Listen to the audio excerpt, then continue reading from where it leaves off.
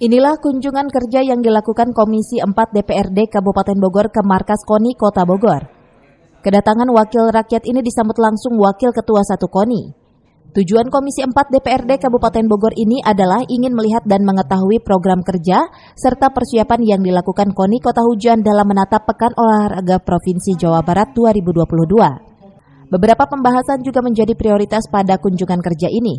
Di antaranya adalah tata kelola anggaran maupun tentang perda keolahragaan yang saat ini sedang diupayakan oleh DPRD Kota Bogor. Kami kedua karena ada event jadinya dilihat lah siapa. Terus pilihannya kenapa Kota Bogor? Kenapa nggak ke Bekasi atau Bandung yang lebih ini? Efisiensi anggaran.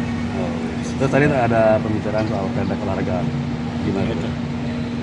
Itulah nanti buat kita di Kabupaten Bogor bersama-sama dengan Dispora, KONI, DPRD juga akan rancang desain insan olahraga pelatih lalu atlet kita akomodir di perda itu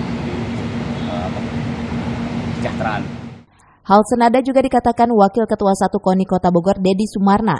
Poin-poin yang dibahas dengan Komisi 4 DPRD Kabupaten Bogor tentang pembinaan prestasi olahraga, anggaran, perda keolahragaan, bonus atlet dan pelatih di Kota Bogor, serta pemusatan latihan kampung atlet.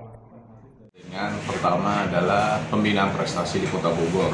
Sampai sejauh mana kita berusaha ekspor terkait dengan apa yang kita punya dan sampai di sejauh mana kemampuan kita saat ini. Yang kedua terkait dengan postur anggaran kita. Yang ketiga terkait dengan perda keolahragaan yang kita sedang godok sampai saat ini. Yang keempat terkait dengan bonus atlet di Kota Bogor, bonus atlet dan pelatih. Yang kelima menginisiasi tentang pemusatan latihan di kampung atlet yang sedang kita usahakan juga. Dari Tanah Sareal Kota Bogor, Cevi Suryadi melaporkan.